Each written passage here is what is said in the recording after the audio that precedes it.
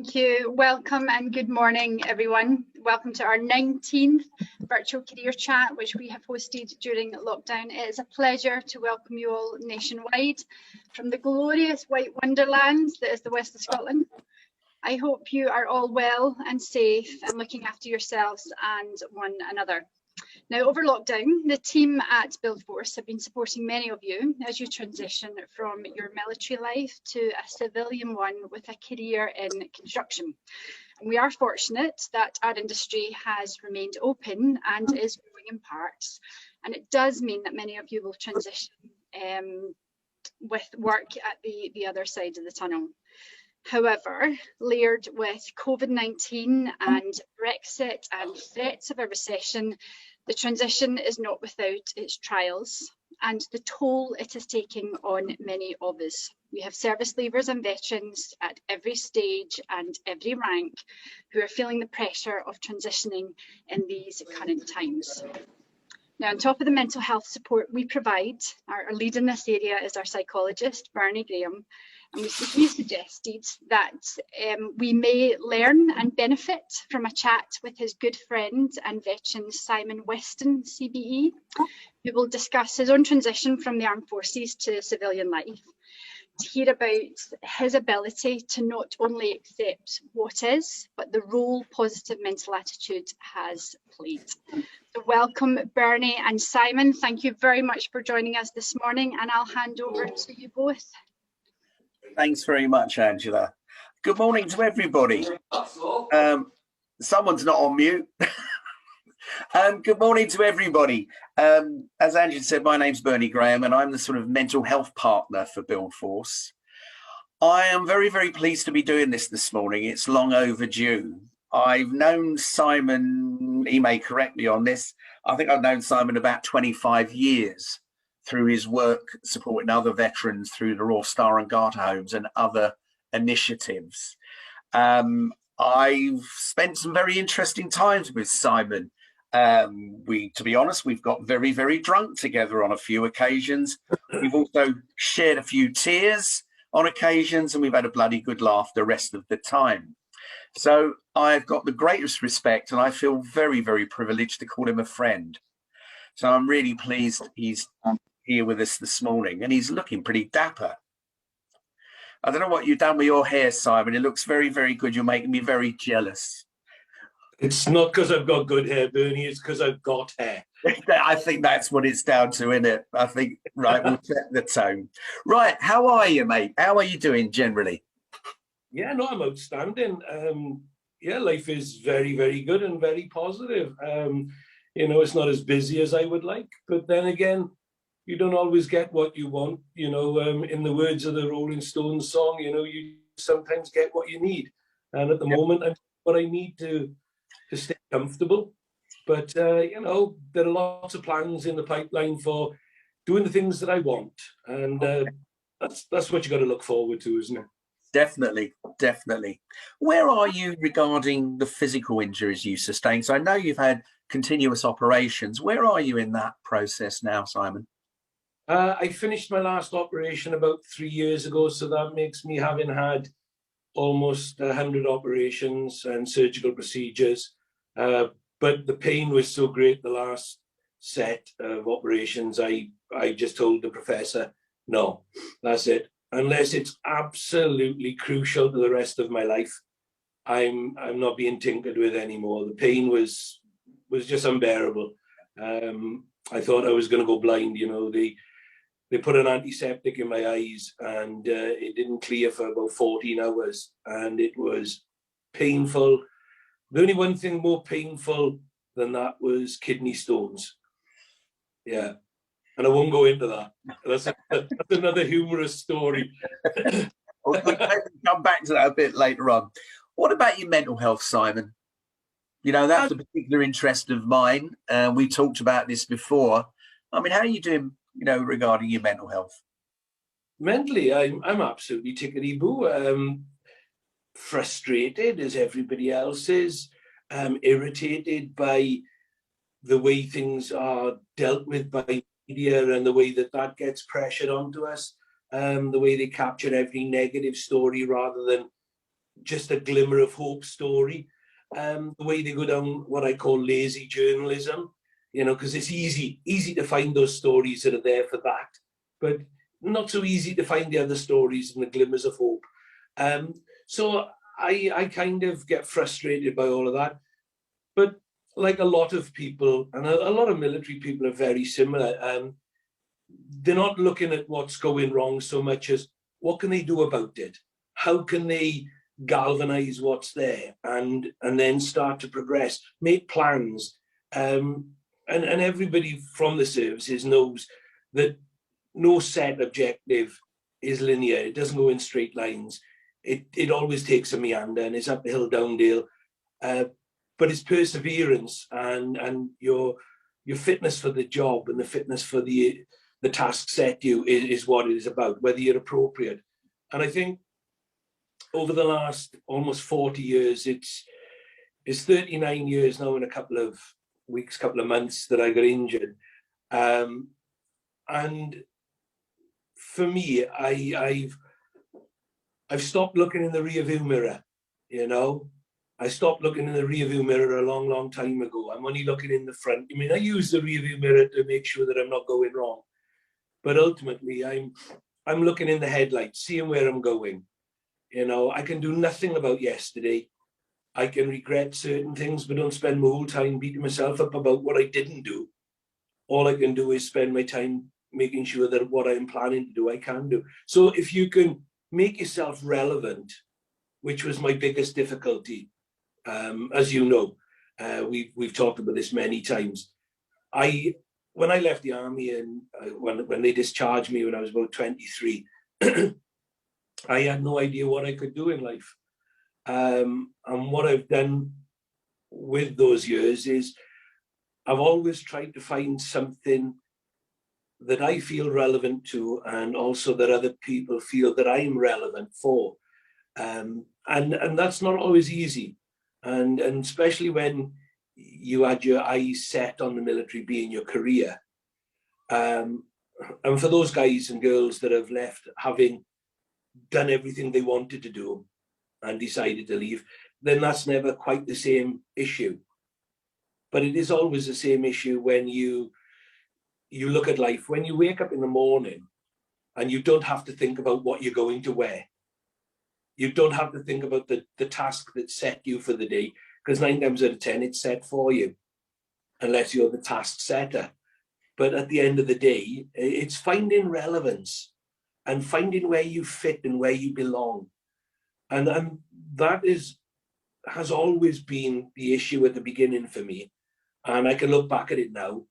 And I look back, I'm saying I don't look in the rearview mirror, but this is analytically, I look back and see what I may have done better. And if I'm ever going to talk about it to people, you need to understand what you didn't do as to what you could have done, what was available. And there wasn't much available back then, has to be said. Today, if you get injured, there is so much more support than there ever was.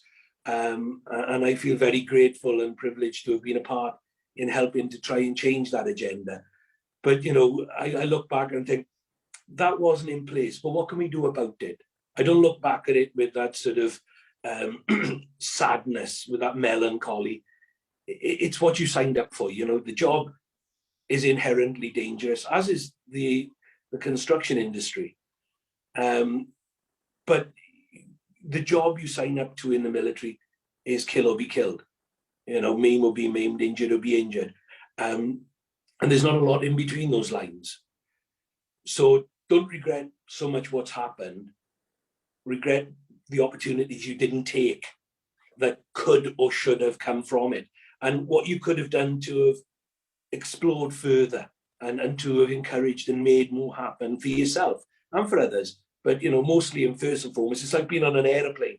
You know, the first thing they say to you is fit your own oxygen mask first. Yeah.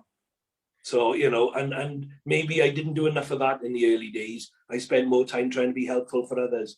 And although I don't regret it, it may have been a mistake. Maybe in a few years' time, I may feel that. But at the moment, I'm really proud of the things that I've achieved. Brilliant. Now, more generally, Simon, I mean, you had quite a journey. I know it's a bit hackneyed word to use, but you did. You had a hell of a time.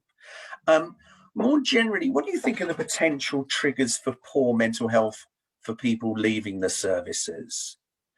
What do you think the things are that, you know, could be the elements that could cause particular problems for in that process? Because what we look at BuildForce, that transition.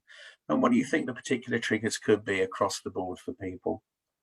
Oh my gosh, you know, first and foremost, none of us will know, only the individuals will know their career history and the incidents they've been involved in. And let's be honest, there can't be a more sustained period of history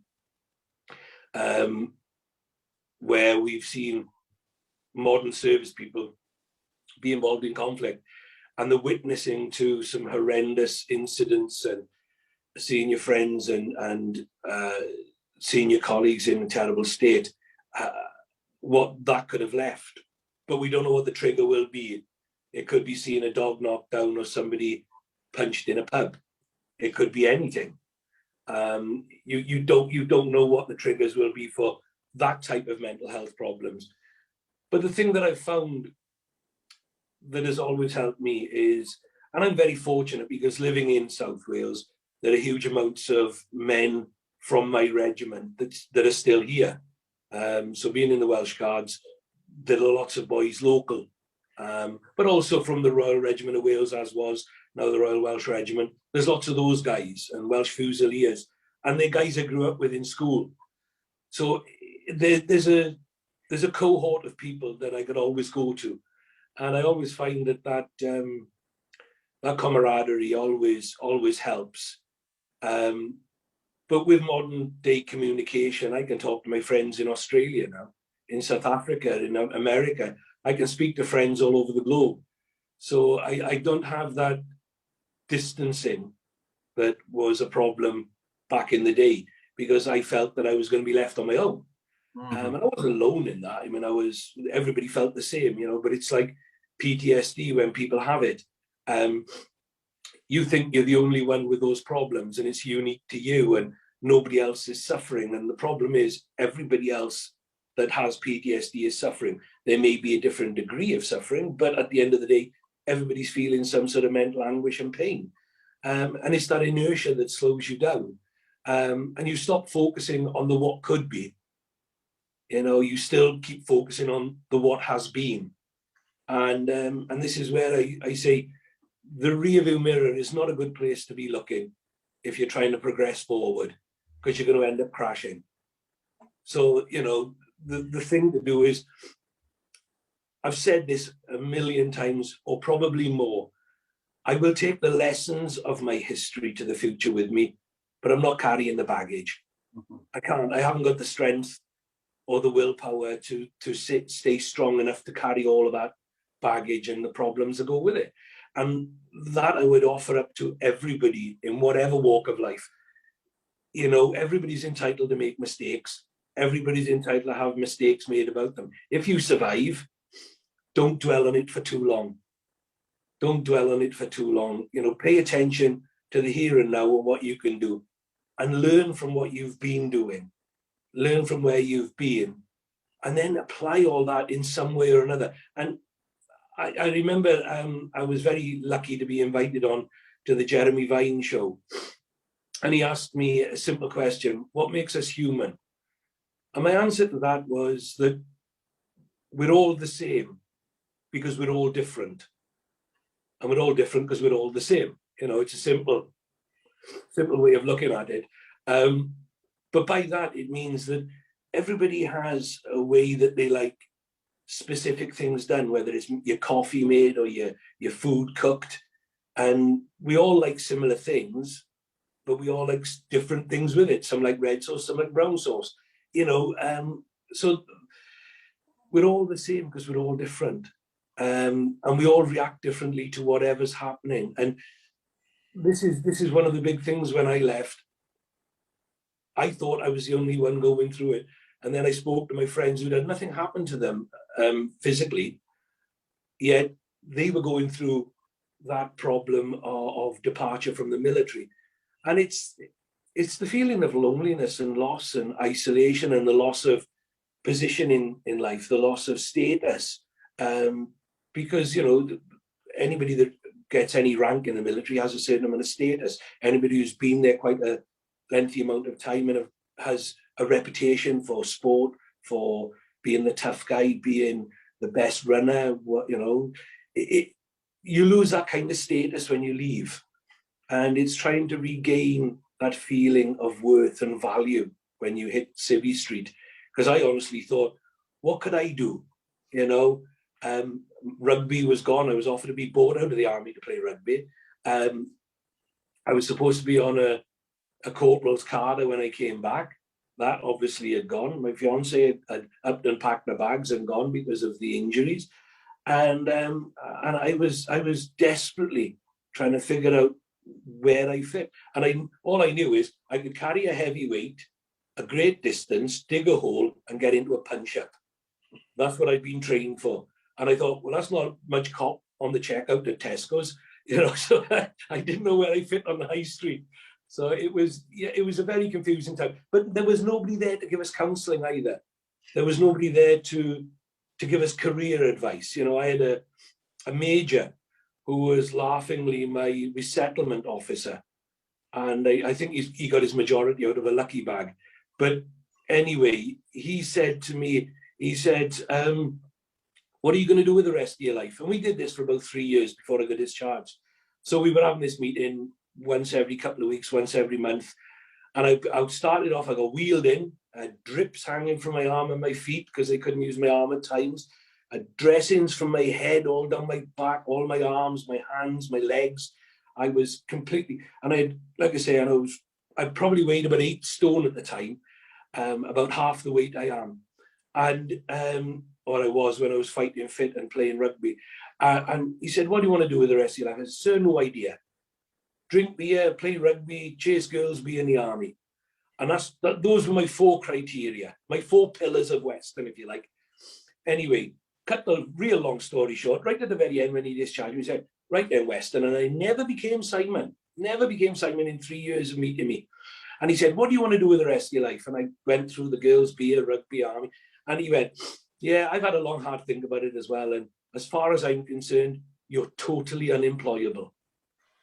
I thought, good one. That's the best I've heard, that I am now no more than dog dirt under your shoe. And I thought, well, and over the years, I've thought I'd love to offer him up all the books I've written and the documentaries I've produced and directed and presented, and the radio show I had and the pilot's license and my racing license, and all those things that I've been privileged enough to be allowed to do. And I tell him he can kiss my shiny white nose. And the reason I say that, and I'm trying to be polite because I know there are ladies on the call, is because the skin on my nose comes off my arse. So, you know, and I'm worried health and safety wise, I don't want him to bend down and hurt his back. But he wrote me off. And that, I suppose in some ways I can thank him, because he got me angry and he got me thinking, if that's the way other people are going to think about me, just because I was unfortunate enough to be the worst to come back from the Falklands injured. I thought, I mean, how dare he write me off? He doesn't even know, he's never tried to get to know me. And I just thought, well, I'll go out there, I'll get after my own life, because clearly there's not going to be anybody here to help me or support me. And that's what I did. I went after my own life. I think you really identified something so important. I mean, the whole thing about social support, you know, camaraderie, but really what you're saying to me now, what I'm hearing is about having meaning and purpose in life, which was very clear when you're in the services. But when you leave, I think one of the transition issues is about what is the new meaning and purpose? What is the purpose for me? Because it's so crucial, because otherwise, in my opinion, people just drift if you don't have meaning and purpose. Now, Simon, you and I have talked a lot, and over the years, I felt you've got more and more open talking about mental health. Mm-hmm. You know, more and more over the years, and it took some time for that. How big of an issue do you think stigma is within the services, you know, whether you're in about to leave or a veteran, how much do you think talking about mental health is still a stigmatizing potentially process for people? Because it's a real concern, because it can deter people from actually seeking help and support early. What's your view on that? I think what happens is with mental health, the second you say you've had it, other people get scared. And I think the military are no different. I think what they do is the military can think, well, they've got mental health. If you're not over it in 6 counselling sessions, then you're going to be mentally ill for the rest of your life, which you and I know is not the case. It's, unless you're clinically mentally ill and you need serious intervention from psychiatrists and hospitals and medication, the rest of it is eminently dealable. You can do it, you can sort it out. People do have to be honest and open about how they're feeling, because people can only help you reach a conclusion if you are. I never got any help, any at all. We didn't know about PTSD back in '82, and the military and the government at the time refused to even acknowledge that it might exist, because I suspect it was down to pound, shillings and pence, and we all know that's the case in a lot of these decision making.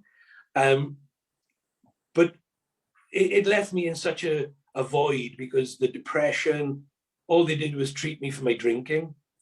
They gave me some tablets, which they stopped giving me.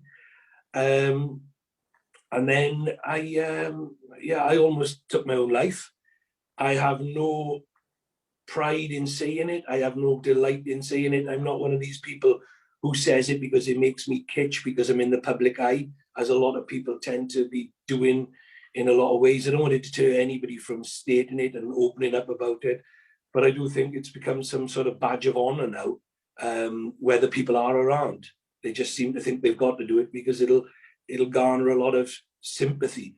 I went through it. I fortunately survived that foolish moment, and I will call it foolish for me, because it was only afterwards I realized just how selfish I'd become, how self-centered. And but I do honestly believe it was close to being one of the bravest things I'd ever done, to hurt myself in that way. But you know, that's me. I'm not going to put any judgment on other people or anything. But I think it's difficult as well, because if people are going to judge you, and people could curtail your career or your promotional path because of what they see, then that can be an issue. It can be a real problem. And I think it's wrong. We shouldn't stigmatize it. Help it. Get people to see where they are. Let's get people to unravel the layers so that we can actually get down to where it is.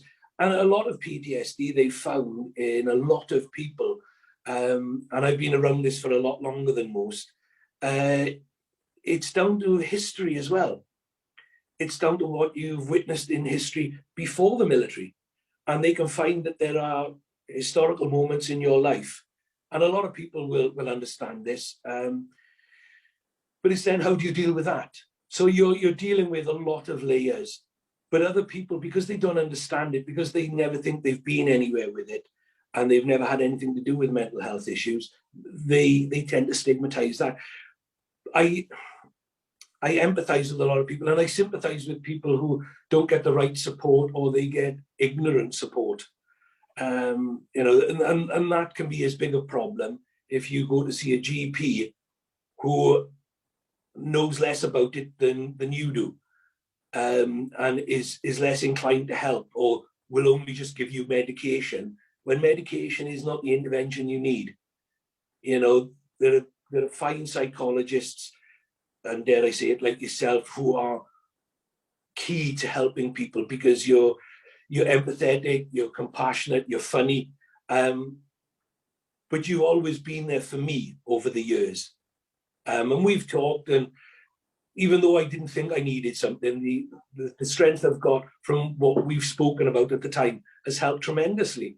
And I think other people need to be able to find friends like you to be able to do that, you know. And do you remember the old thing used to be, talk to a cab driver, or talk to the publican. This is lockdown. Nobody's catching a cab and nobody can go to a pub. You can't even get that. Talking to somebody who's just indifferent to your life, but just stand there. So you've got nothing else better to do except listen, you know? And there is something about that, just finding somebody who will listen and occasionally come up with a wise statement that just may make the difference. Yeah, I think it's often about just being heard and being validated, and also maybe presenting it and exploring it so people can frame it a different way in their mind to work forward if possible. It's not always going to be possible to do that. And it's really interesting what you said about post-traumatic stress disorder. I'd like to say in front of a lot of people, there is a real move now to call it post-traumatic stress injury, to really emphasize its external stuff that's happened to you. It's not this, the lack of moral fiber stuff that's had a bit of a historical basis in the services. It's history is so important. It's your starting points often with your mental health, what you bring to that situation. And it can, vary a lot. So really, I think your appreciation of it is very, very sound, Simon. You've been through it, and I think you've related to it in other people as well.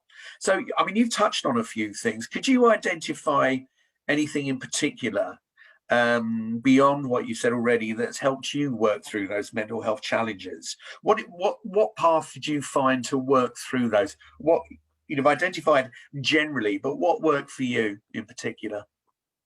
I learned relatively quickly to discard the negative statements that came your way from other people in control, in power. I remember one time, and you said the stiff upper lip, the lack of mental fiber and all this business, lack of moral fiber. I remember there was somebody very, very high in this country, and I won't go into who they are, but it was written, there is no such thing as post-traumatic stress disorder, just people with a lack of moral fiber.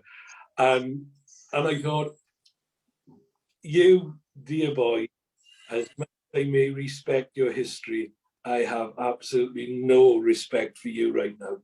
And I just thought, if that's the way people are going to look at people like us who have chosen a career and done the bidding of others, gone to conflicts we may not have agreed with, but we signed up for the job, not to make the choices. It wasn't our responsibility, that side of it. Those careers, those sort of theatres that we serve in are chosen for us. So we're paid for our ability to do the job, not for our opinion. And, then to have somebody like that to turn around and say lack of moral fibre really did it. And I figured from that point on that we at times become just cannon fodder, and we're then an irritation to some when we come back home. Thank goodness there have been so many strong movements over the last 20 years that have created a greater relevance, and the media has helped create a greater relevance for veterans and serving people and their families than there ever was. And I find that has been an encouragement. And I played a huge part in different things over the years, trying to make that a case. And I'm proud of that. And I'm not saying it because I'm better than anyone. I'm not.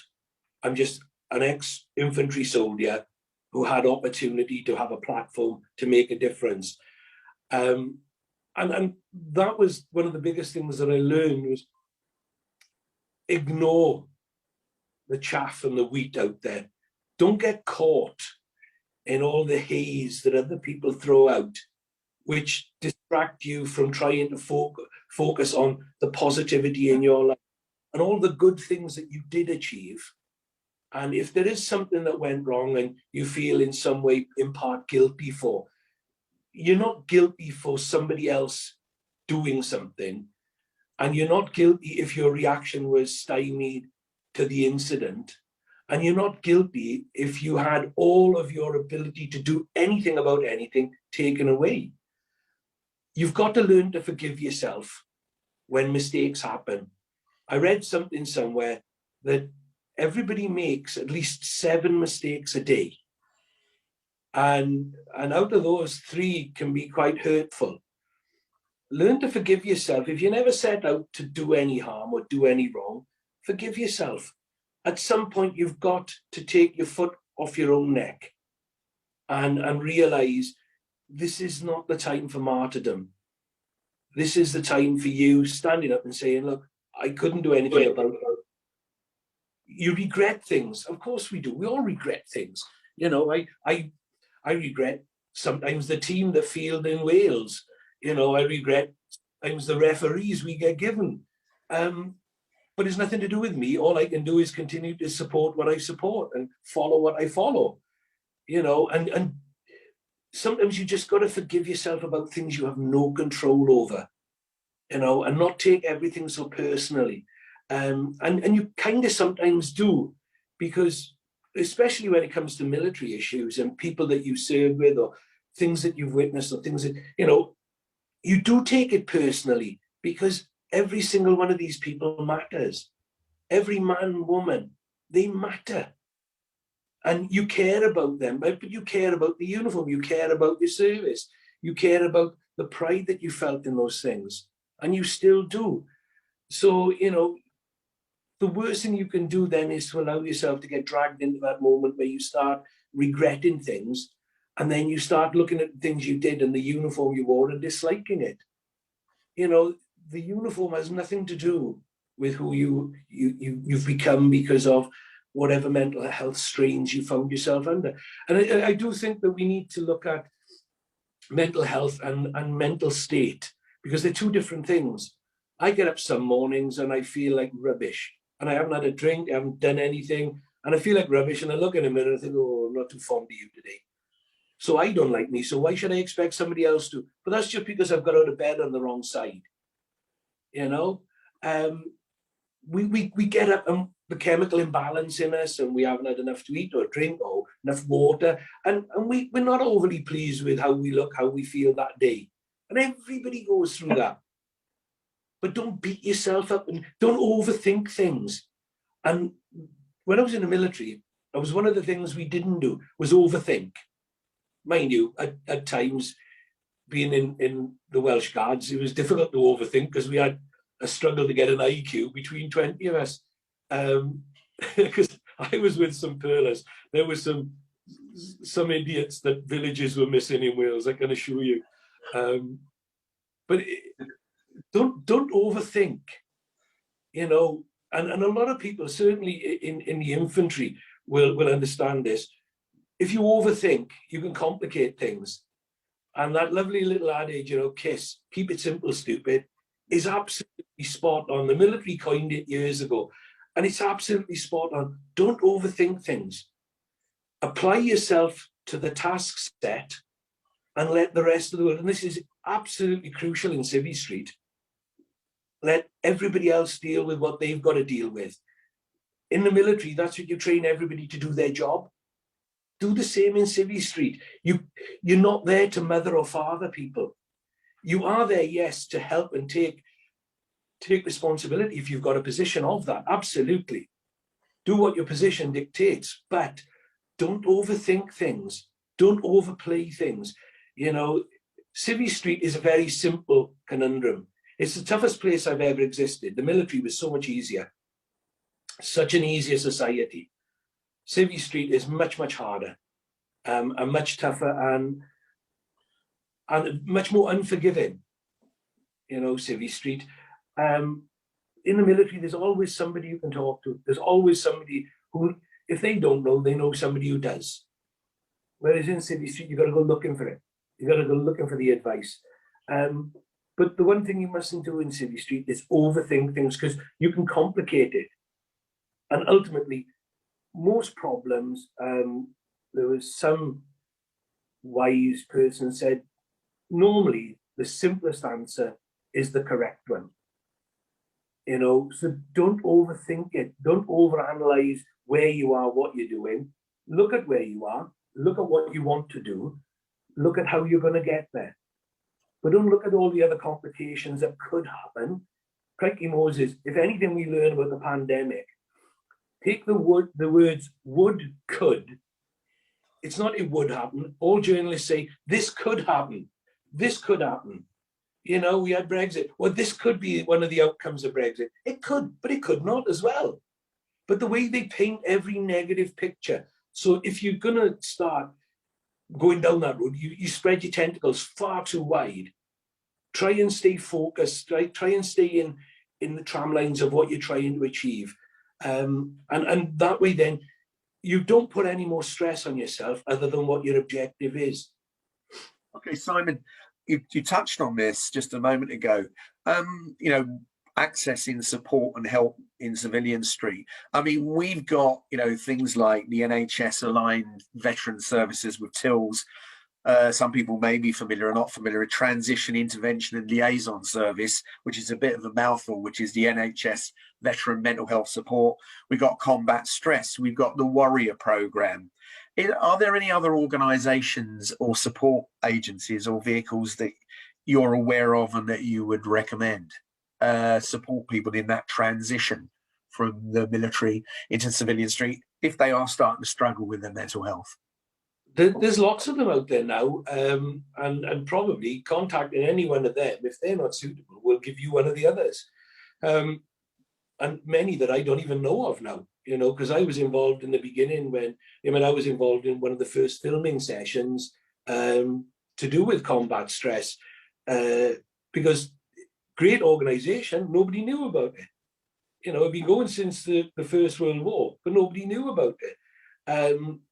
So they are great pathways, you know, and there are organizations you phone up, and if you get in touch and ask them, tell them what you're looking for, tell them who you're looking for, the type of advice you're looking for. There are people out there that have a whole dictionary, a whole Bible of organizations, and I can't say one's better than the other because the individuals in it, you may meet an individual that's not perfect for you, and it may be a clash for you. But I would just say stay persistent in your search for that, because there are people out there willing to help and are willing to give you their time, but it's not always easy finding the right fit. And you know this, with lots of different things, lots of psychologists. You can go in, psychologists may be absolutely brilliant and qualified, but there may be just that personality clash that just doesn't work. It doesn't mean to say psychology is not a place to go when you need help, though. There are plenty of others, and you need to find the right ones. You know, I'll bring it down to real brass tacks. There's a garage, you can fix most cars, but it might not fix yours well. It doesn't mean it's a bad garage, you know. And that's the analogy I would use quite simply on that. But don't give up. Don't give up looking. And sometimes it may not be a military pathway expert you need. It may be somebody else. It may be somebody in the construction industry who's got a slightly different take on it. It may be somebody in a college. You may be suitable for teacher training. You may be suitable for, after all your years of danger and dare-do, you may be perfect for going working on the oil rigs as a diver. So you may have to go and do that. Don't give up on searching for what might be right for you. And the fit may not come automatically and instantly from your choices right now, but don't give up on it. Brilliant, Simon. Thank you ever so much for the conversation this morning. Thank you also for your friendship and your support over the years. I won't go into any detail about that. I want to publicly thank you. I'm going to hand over to Angela, because I think we're going to be starting to take some questions from people that have come on this morning, very kindly gathered this morning. Thanks, Simon. Thank you, Bernard. Simon, that was incredible. Thank you so much. I've got notes and notes and notes here. It's just so much good advice. I'll ask Caroline to join us as well. So I know Caroline's one of our first point of contacts for a lot of our service leavers and veterans that come into the programme. Caroline, what would your advice be if a candidate is struggling or needs support or help? Yeah, you know, just get in touch. You know, We're here to support candidates into employment, but a huge part of our programme is our mental health and wellbeing, and the wonderful Bernie, who is there for one-to-one counselling calls, and he is fantastic. Angela and I are there to talk. You know, I'm always happy to talk. I'm here on my own in lockdown since the end of February last year, so I love to chat, you know, and if I can help, then we will. We're all mental health first aiders. A lot of our mentors are specialised in this area.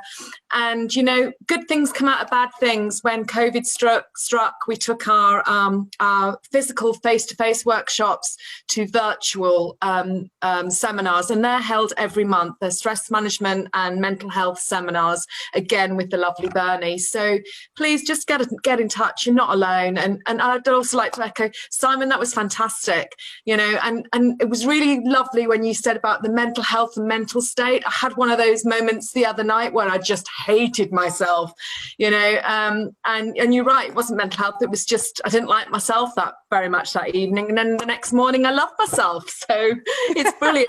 Well, maybe not, but thank you, Simon. It's lovely to have had your support today. Caroline, as always, that was amazing. Thank you. Again, if anybody does have any questions, just put your mute off, just jump in. You're more than welcome to chat away or ask any questions. Simon, obviously, during lockdown, more than ever, we obviously fully appreciate that it's been harder than it normally would be. When you are stuck at home and struggling, what immediate advice would you give to somebody? Don't do it on your own. Don't do it on your own. We all have some form of communication. And even if it's an old friend that you've got a phone number for, that you haven't spoken to for a few years, if you served with them, if there's somebody from your school days that you were very friendly with before you joined the military, but if you've got a contact for them, call them. You'd be surprised just how delighted they are to hear from you, because 9 times out of 10, they probably lost your number and they've wanted to contact you. And if you were that close or that friendly at one point, you will be again. I meet up with friends of mine who I served with, who I haven't seen for years. And we pick up, like, we finished a conversation yesterday. And we're just as rude to each other as we were back then. And military people know what this is. You're rude to each other because it's a way of showing how much you like each other.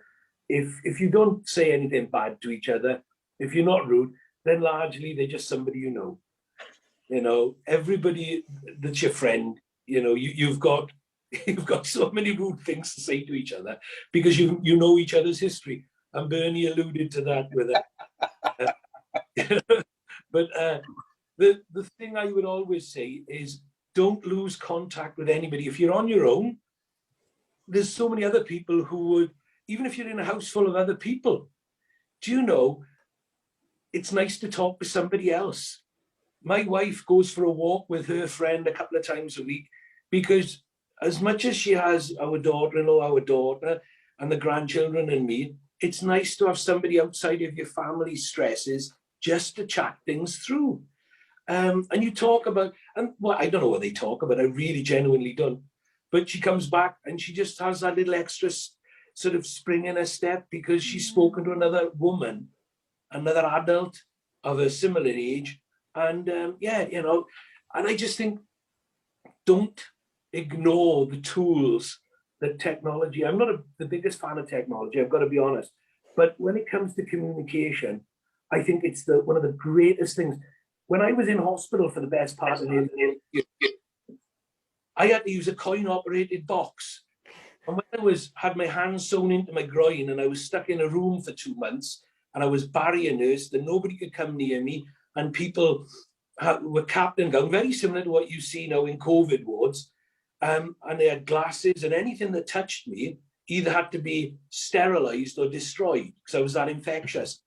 You cannot overplay the feeling of the lack of human contact, touch, or communication.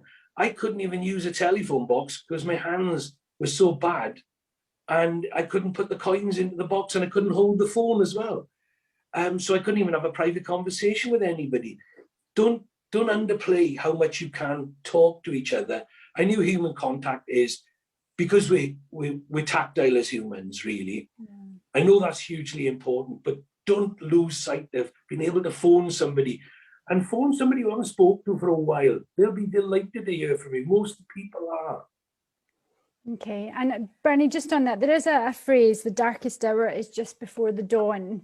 If you are restless during the night and you are struggling in the morning to get up, is that the approach you should be taking? Plan who you're going to speak to, think through everybody that you've met over your life that you'd like to get in touch with. Is that the advice?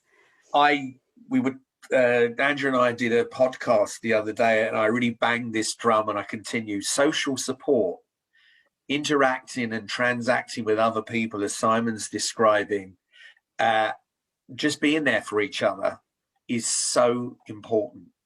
The camaraderie you've talked about, and in civilian life it's a little bit different, but just having your friends, your family, having that social connection. I think there's another phrase, Angela, it's a Russian phrase, I think, where they say the morning is much wiser than the night. It's just to try and let it go until the morning, but you feel it more, don't you? You feel it more at night. It's very, very hard. And I would say plan as much, you can to connect with people as much as possible. I mean, look, in the middle of the night, if it becomes desperate, you're really having a bad one, there are people like the Samaritans that you could call. We talked about the stigma of this. If I was really on my own, stuck somewhere, and I was desperate in the middle of the night, I'd give them a call. They're an incredible organization, but I think as much social support as possible. When we've been doing the virtual seminars, the stress management and mental health, what has been really gratifying to see is guys are picking up, and women as well are connecting. They're using it as a networking opportunity. And people who have, after the seminar, they may not know each other, may have been in a completely different branch of the services, are starting to get in contact with each other, and they're developing that social support network. So I think, yes, very, very important, to seek out social support. Yeah. Try and get involved with things like BuildForce, where you're going to meet people, it could take you, to go and to do a class, a virtual class, or any kind of virtual sort of event that's going on, just to maybe network with people. It's so important. I think it's one of the main pillars of better mental health, having people in your corner. Simple as that. Okay, thank you, Bernie. Thank you, Simon. So in terms of what's tickling you both at the moment? So during lockdown, we're all trialing new things. So whether it's podcasts that have got you rolling about the floor, or attempts at cooking, or anything else, what's kind of shone a light and kind of brought you through this? Oh, dear Lord. I tell you what I've enjoyed. I've enjoyed reconnecting with physical training again. I've really got into it. And I'm not going to stand up because I'll embarrass Bernie how much we... You look very fit. You do, you bugger. I tell you, mate, I've been running, walking, lifting weights, you name it, I've been doing it. I'm surprising my fat old self, I've got to be honest. But I've been doing the cooking. We did beef Wellington the other day, and all the family came round, and the grandkids wolfed a lot. And I'm thinking, hang on, I've just spent like nearly £40 on that piece of fillet, and the kids have eaten most of it. And I'm thinking, this is just not right. But it's just, I've started cooking, which I'm a terrible cook, because I'm a fast cook. I like to cook it and eat it quickly. I suppose that's way back to the military days. Most people are in the military going, oh yeah, it's first up, best fed. It's like you eat as quickly as you can because you don't know when you're going to get the order to move. It's cold, it's raining, whatever, and you just learn to eat really quick. You have racing spoons. I've got into the cooking. I've got into the physical training again, and Lucy's got into it as well, which is great. So, and I got a bit of space in the garage, so I've got a few weights in there, and those are the things that. You can lose yourself in it. I mean, when you're training, you have to concentrate on the training. So you stop thinking about the wider world. And you're just giving yourself respite. You give yourself 60 hour and a half. You're giving yourself respite. It doesn't solve your problems. It just takes the problems away for that period of time, because you have to concentrate on those, you hurt yourself. But, you know, it's just, I enjoy that. And reading. I like reading autobiographies, because you learn that doesn't matter how famous people are, they've had real crap times as well. And then just basic reading, historical things are very good as well. I enjoy that. No, that's How fantastic. much weight have you lost? Sorry, I'm sorry, I've got to pursue this on a personal level. How much weight have you lost? How much are you weighing at the moment, Simon? I've lost, well, at one point I got up to over 20 stone, and I'm probably about run about the 15, maybe just below 15. So yeah, I've trimmed right down. I stand up and show you, Bill. Goodness, Simon, we can't see you. We can't see you. Where have you gone? No belly, no belly. No, I can see. God, I'm not going to stand it. I'm not doing the same thing, I can tell you. And these are not moves anymore. They're actual. Let me tell you. So I've got nothing to hold on to anymore, Simon. And can I just ask, Simon, on that, what was that trigger that made you do that? Because a lot of us are just a little bit more cuddly than ever before, or having that extra glass of wine of a night time. What finally made you decide just to get the trainers and shorts on? After the first month of lockdown last year, I was drinking like every day was Christmas Eve or New Year's Eve for about a month. And I thought, whoa. And both my wife and I looked at each other and went, we're drinking way too much. So we cut it right down to just a Friday night. And then we got bored with it, and drinking became, well, I'm only going to drink if there's a reason for drinking. And I just stopped drinking, and I stopped eating takeaway.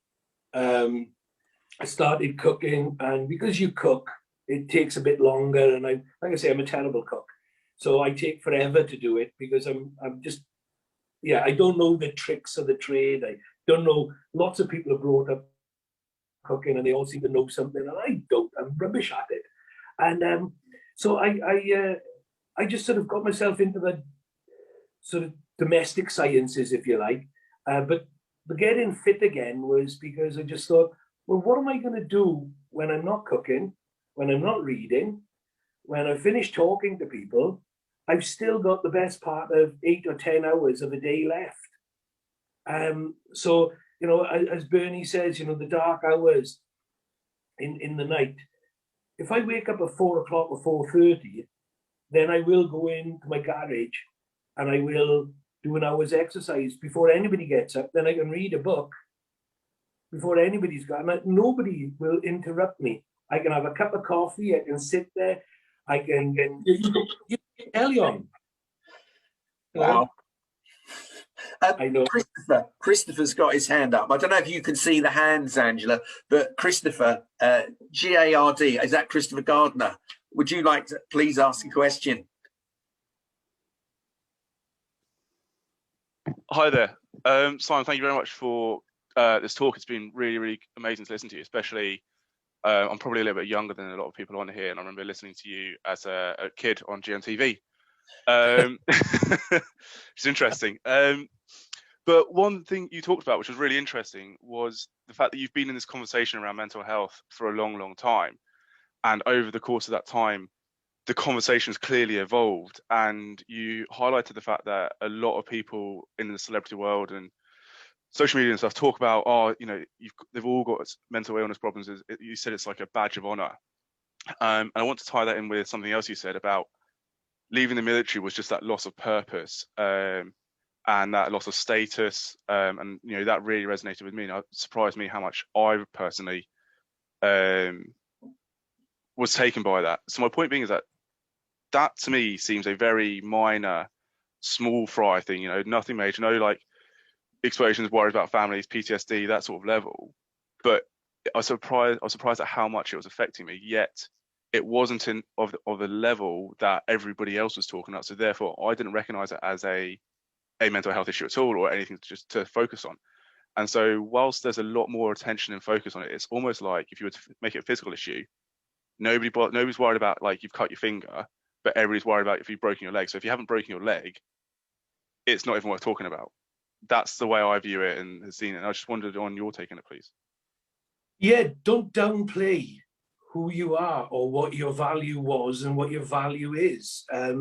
You've been separated from something that you were, because the military is not just a job, it becomes who you are for the time that you're in it. And if you're a gunner or in the intelligence corps or in the REME or you're in the guards or the Marines, it is who you are. You are a guardsman, you're a Marine, you're a sapper. But at the end of the day, you have extreme value to the team and the group that you're in. And when you leave, you lose all of that. You haven't, but because you're not having that day-to-day interaction, you kind of feel a bit bereft. It's almost, you're almost in a bereavement, because who you were has gone and who you've got to become because you've made a new choice. And this is where you've got to realize you have now made a choice. And that's the great thing. You can make choices. You can do what you want to do. And as long as you're doing it with the best advice and the best encouragement and the best focus, you will succeed.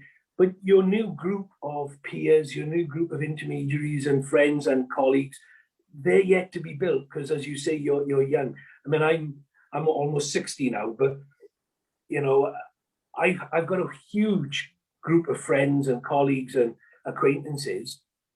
It'll never replace what I had with the military. But at the end of the day, these are the people that I go to more for advice, because they have greater advice to be offered around Civvy Street. And I think, look at your own relevance now and look at where you're taking yourself. You know that what you do now will have greater relevance in the future. And that's what you're building your future, and you're starting again. You've done it in Civvy Street, in the military, and now you go into Civvy Street to find that relevance. But it's there. It's just, now don't underplay the bereavement you've been through, but now you've acknowledged it, and now you realize that yours is every bit as relevant as everybody else's, including mine. You know, there is no book that says there's a degree of suffering or a degree of bereavement. There's no book that says that mine should be more than yours just because I got injured and I lost a lot of friends in one incident. I have no right to say that, and neither does anybody else. What you experienced and what you've experienced the loss of and the relevance of is every bit as important and as relevant as anybody else is. But what you mustn't do is you mustn't spend your whole time looking in the rearview mirror of regret because you've left or because you didn't fulfill this in the military. You've made your choice. Now look in the headlights, see where you're driving, where you're taking your life. And that's where your plan has got to be. But it's very courageous of people to be able to open up and say, like you have, that I didn't have this, I didn't have that. But then to open up and say, yeah, you know, I actually have felt vulnerable. I have felt a little bit lesser. Not that you are lesser, but you felt it. And that's something that will alter with time and with more conversations with colleagues who've left maybe before or after, or friends, and they will say the same thing. I've yet to meet people who have left and say they don't miss it, don't miss the life, don't miss the lifestyle, and they don't miss the security of that network of people around you. So I think you're incredibly courageous to admit it in yourself, but you know, there is nothing to be embarrassed with or feel that you are lesser because of it. And don't compare yourself to people who've been through worse single incidents like I did. Don't compare yourself to what I went through, because my loss and my bereavement is exactly the same as yours. It may have more people in it, but it doesn't make it any more. I mean, I'm only one person, so my sense of loss is exactly the same as yours. Christopher, I really want to echo what Simon said. There's it's a bit hackneyed, it really is that it's all relative to the individual. It really is. It's relative to your life, because it's your life. And, you know, this area of loss of meaning and purpose is huge for people. It really is. When you hear about really successful sports people and their career comes to the end, and you hear about them being depressed, and you see headlines saying, what they got to be depressed about? They got millions in the bank. They lost their meaning and purpose. What they were focused on, they've got to readjust. And it really does impact on people at different levels. And there's not a hierarchy of suffering, as Simon was saying. You know, absolutely, it's very much what's going on in your life. It's relative to you. And it's just important to, you know, speak about it. Now, Angela, I'm not sure if you can see the hand, but Tom has got his hand up as well. Thank you, Benny. Simon, so I'm just leaving the army, and over the last couple of years, I've sort of heard a lot about sort of mental cleanliness, you know, and mental hygiene, and the sort of growth in sort of headspace apps and yoga and the like. And I was just wondering, you know, since leaving the army, and I can see that, you know, here that you've been through a really tough time. Have you sort of used any mental cleanliness to try and remain positive? Because, you know, from what you've said, that looking forward aspect is, you know, I think is really important. I've never heard the term mental cleanliness or mental hygiene. I've never heard the terms. I just think that if we're to progress forward, I think you take the love, and we see it written behind you, there's an awful lot of that, and good for that. But you take the love that you had for the service and your career and the people that you had around you at the time, and you take that to the future with you. You know, there are good and bad times in the forces, as you will have experienced many times. And those moments are either destructive or they're teaching. Because even in the bad times, you learn, and you learn fast, and you learn really quick. And the military and the departure is only the departure of lifestyle. The people that you served with, you will still be in contact with some of them.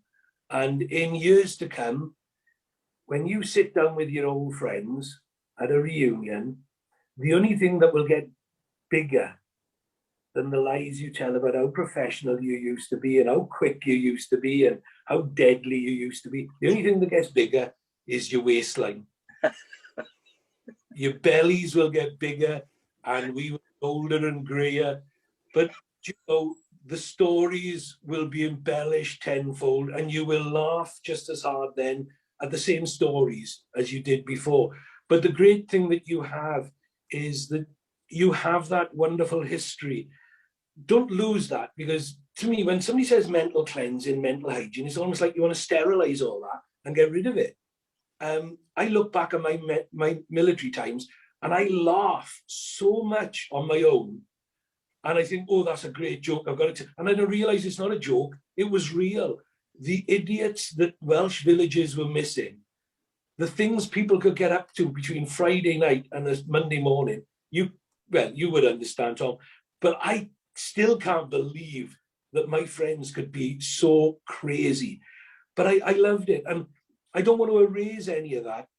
The bad things, I've put in a box and put on a shelf in the back of my mind.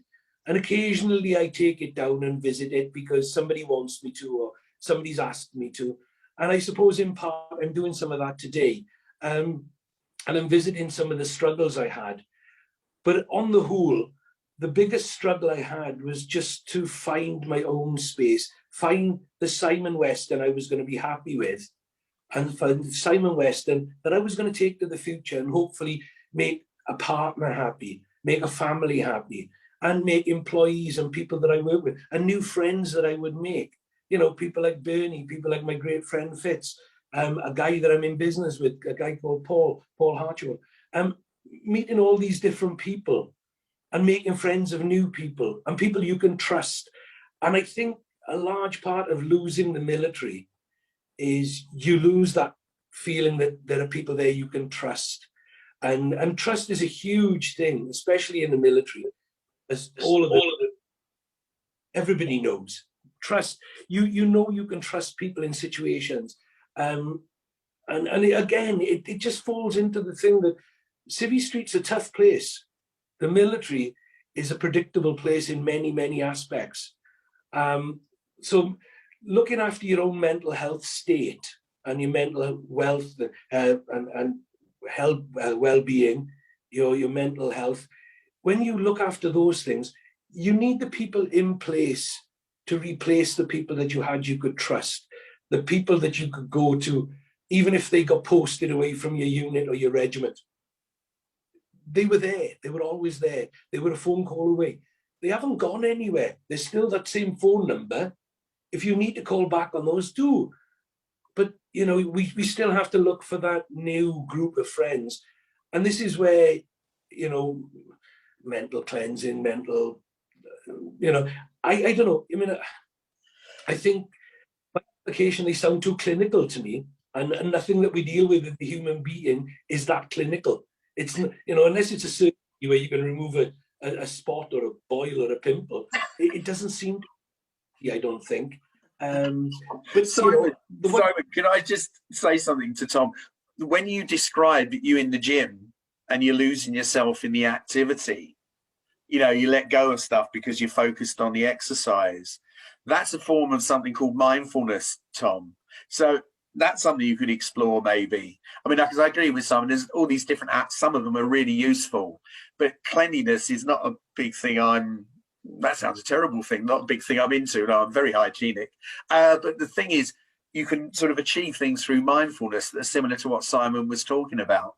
So there are some processes that people do find help because they give you a bit of respite. You let go of everything because you're focused on a particular activity.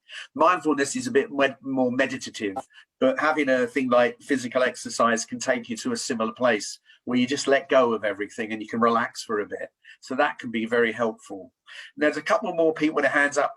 John, what did you want to say? Welcome, John. John Dunn's head of safety and environmental over at Waits. Hi, John, are you on mute? Have to unmute yourself, John. There we go. I've only been doing this for over a year, you know. Thank you, Simon. I just wanted to say what a real privilege to hear you talk. I was 12 back when you were injured, and you inspired me back then, and you continue to. And thanks for BuildForce for arranging the talk. What I wanted to ask was, we're looking at mental health resilience training. I hate to use another term, but mental health resilience training in the business right now. I was going over some of the programs on offer. I spent 10 years in the Royal Navy as a diver, got my Royal Marines Green Beret as well from the commando course, incredibly proud.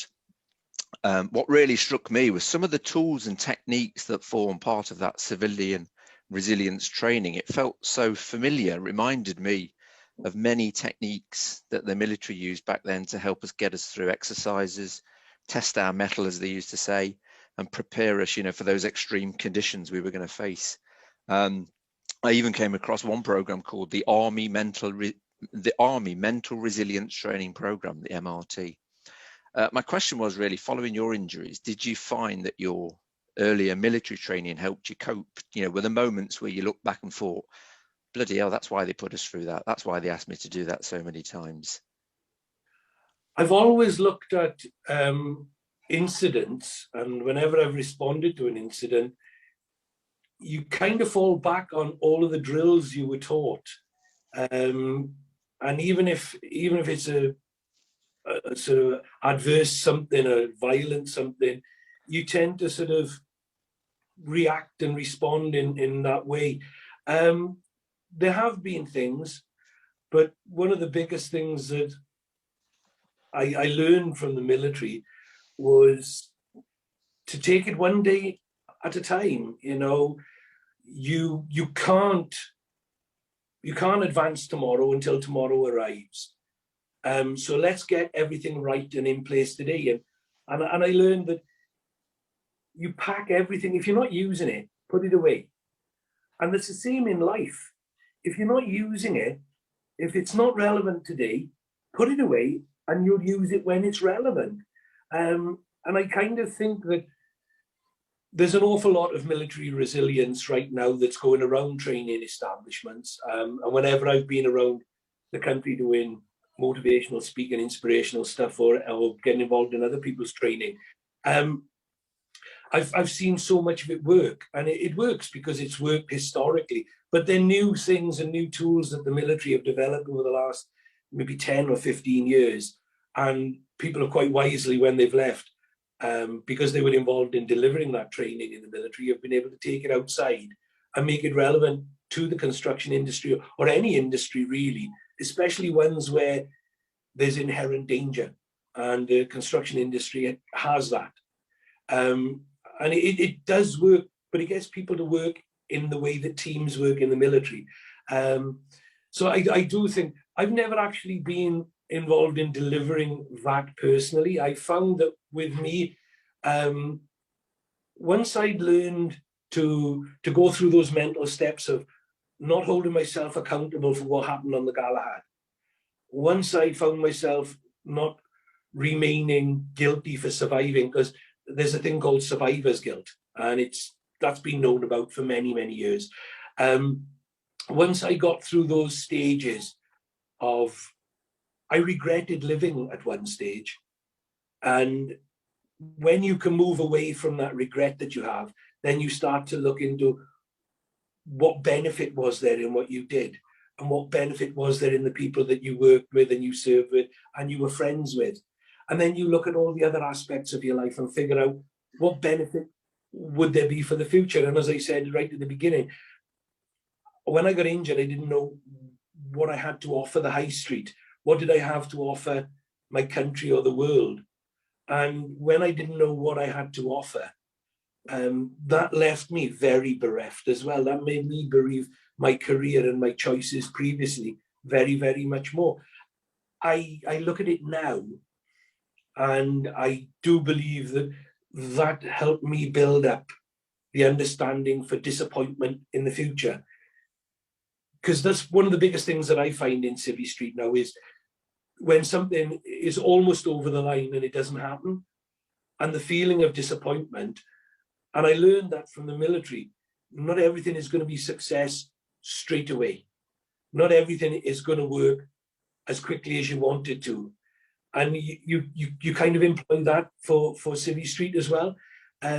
So yeah, I mean, there's lots of little things, and probably far more. I should have thought about this question before I came on, but there are so many things that the military taught me that I've been able to employ. But the other thing is that when you're in the military, the first thing you offer up is your friendship, and then it's your trust to everybody you meet. And I still do the same thing today. I still offer up my friendship and my trust. They're yours to lose. They're yours to lose. But if you lose them forever. Because if I stop trusting you now, and if we end our friendship for whatever reason, then they're not coming back.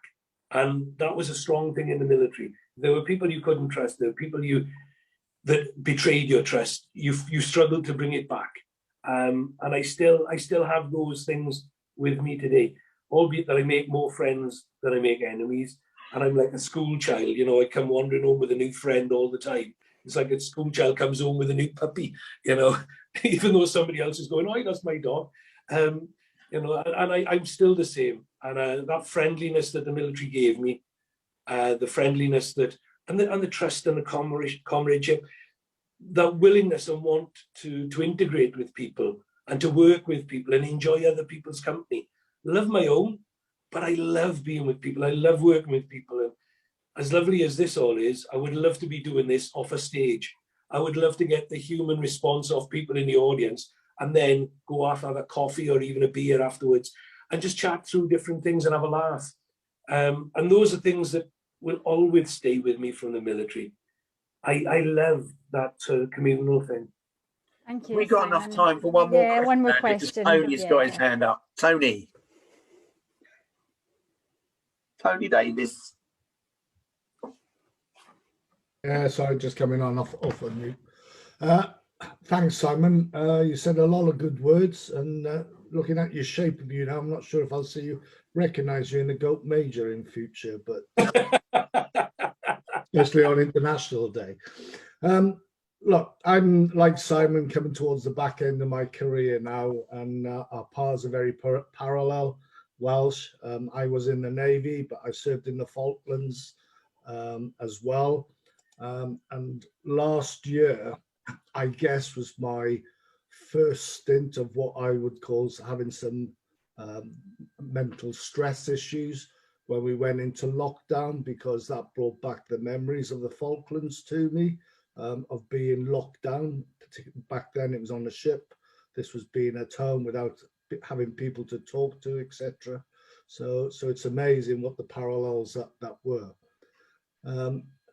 But as Simon has said, in a lot of ways, you know, most of us joined the forces when we were 16, and irrespective of which force you were in, the force has actually shaped you and melded you into the person that you are today. And you've got to take that forward when you leave, and you know, forget the bad times, because everybody has bad times and whatever, you know, but take the learning from them. But look back of what you did and what you can do, and more importantly, look forward of what do you want to do now, because when I was leaving, and I too had a resettlement officer who had never worked in City Street or whatever, but one thing I remember that this bloke told me: you've got more working life inside you outside of the forces than what you got inside of the forces. And for me, that has always stuck through my career. And it's important that you hold on to those friends, mates, acquaintances, whatever they are, driving forward. I've lost a lot of those friends along my way, but I still have a small nucleus of people. And you know, and as Maureen Lipman used to say, and I'm showing my age now, it's good to talk. And I don't mean by texting or whatever. Pick the phone up and talk to somebody, because that is the most important thing, especially now. And it's more complicated for when people are leaving the forces. But funny enough, at the moment, this is the most active I've ever seen the recruitment market right across the board. I joined the Navy as a cook. I can't say chef because I didn't pass the first course. I left as a WO2 engineer, and I now work in the nuclear industry. I don't think I even knew what the word nuclear was when I left school. So, you know, it's a big world out there, and it's up to you of what you actually really want to make of it. And it's only the one person can make that decision, and that's you as an individual. That's all I've got to say. Thank you. Tony, they're incredible words. Thank you very much. Listen, we are unfortunately running out of time, and I just don't want this to end. It has been incredible. I would like to just, we have had incredible comments that have come in. I do like ABL 2, fail is no more than your first attempt in learning. I did like that, so thank you very much. And again, thank you to Ian Finch, who's extended a helping hand to everybody that's dialed in today. To Bernie and to Simon, your words and guidance will see us through dark times now and in the future. So thank you very much. We appreciate everybody that's dialed in this morning. Simon, we will hold you close to our hearts. We all do anyway. But you are such a gentleman, and you have helped so many people this morning. I just don't even think you realise how much you do help those that are listening and watching your every move and following all the advice that you give. Okay, Bernie, I'll hand back to you just to close. Well, just to say thank you ever so much for tuning in this morning. Do, if you haven't done it already, if you feel up to it, you're inclined to come and join me. And Caroline's often there as well for at least 5-10 minutes for a stress management and mental health session. I'm always available for one-to-ones. And Caroline and Angela are always available as well. Please, we've talked about talking to people, how important social support is, social connection. Please use us as a resource. That's what we're here for. And I just want to say generally, thank you for your service. And just thank you. Take care of yourselves and be well. It's the most important thing. Look after yourselves, your family and your friends. Be there for each other. Take care. Be well. Thank you, Bernie. Bye, Simon. Thank Bye-bye. you. Bye. Thanks, John. Bye-bye. Bye-bye.